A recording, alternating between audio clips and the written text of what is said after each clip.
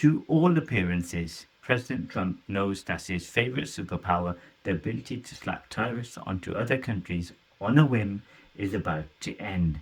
Unless he can pull off some last minute magic, it now looks like a sudden promise that everyone except high income people, however that's defined, will get a $2,000 dividend straight from the government. The announcement came, of course, at the end of a late night social media rant where Trump called people who opposed tariffs fools. In his words, we are now the richest, most respected country in the world, which is a strange take because taxing your own citizens and businesses through tariffs doesn't make you richer as a country. You're just moving money around from consumers and companies to the government. But sure, you're respected in the same way everyone respects the local mob boss because they don't want their windows smashed in. Then he says, we're taking in trillions of dollars again from Americans and will soon begin paying down our enormous 37 trillion debt. All this bluster conveniently comes right as the Supreme Court reviews the legality of Trump's unilateral tariffs, and the justices have shown real skepticism. Trump knows the court might strike them down, and he's desperate to stop that from happening. Because while he could use other mechanisms to introduce similar trade barriers, his ability to use tariffs as a daily weapon, a tool of intimidation and leverage, would vanish. So this $2,000 promise serves two purposes. First, it makes voters think Donald Trump is about to give them free money, turning him into some kind of economic Santa Claus. Then, if the Supreme Court rules against him, he'll say, see, the radical far left judges just robbed you of the money I was going to give you.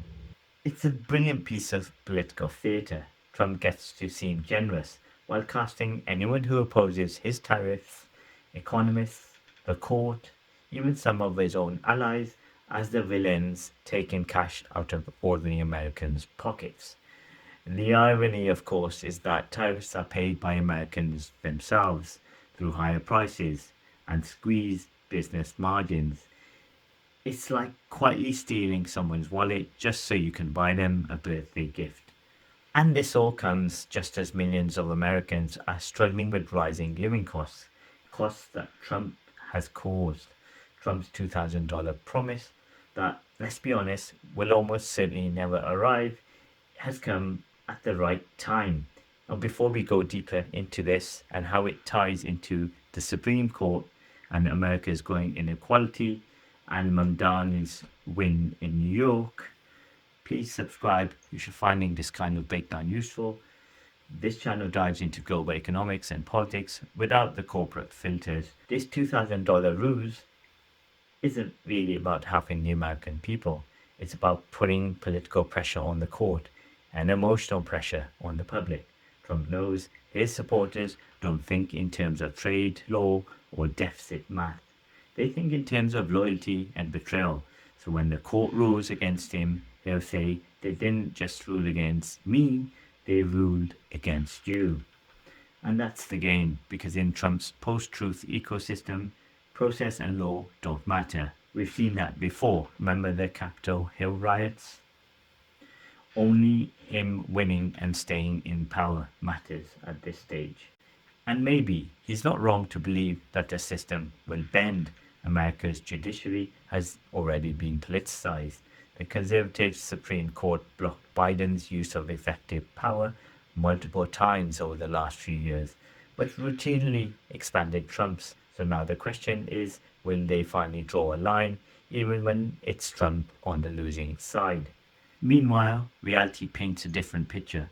As the government shutdown drags on, millions of Americans are losing food assistance. Republicans are trying to pin the blame elsewhere, but it's not cutting through, especially not after images from Trump's lavish Great Gatsby party at Mar-a-Lago went viral, complete with all the champagne and excess that Fitzgerald warned about when he wrote about the corruption of the American dream. In that same week, something extraordinary happened.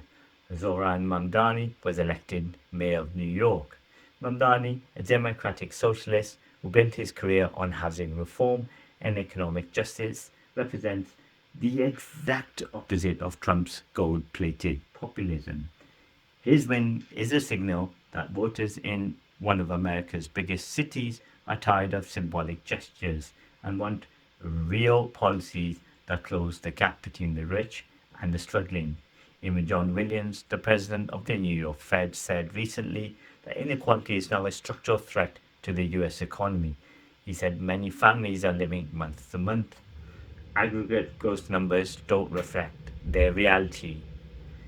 And yet here's Trump promising checks that will never come, claiming that tariffs will make America richer, and insisting that higher prices somehow equal national strength. It's a political sleight of hand on a massive scale, because none of this is about the $2,000. It's about keeping his freedom to bully the world with tariffs and convince ordinary Americans that his fight to do so is somehow for them. So, yes, Trump is getting desperate. And just like people who are still waiting for their Doge checks, they'll probably be waiting forever. But the point was never to pay anyone. The point was to weaponize the promise itself as both a bribe and a threat. Welcome to the brave new democracy of the United States, where the tariffs are high, the checks never arrive, and the great Gatsby parties never stop. If you want more independent, no BS analysis on the state of democracy and global economy, hit subscribe because what's coming next deserves to be understood, not just reacted to. I'll see you in the next one.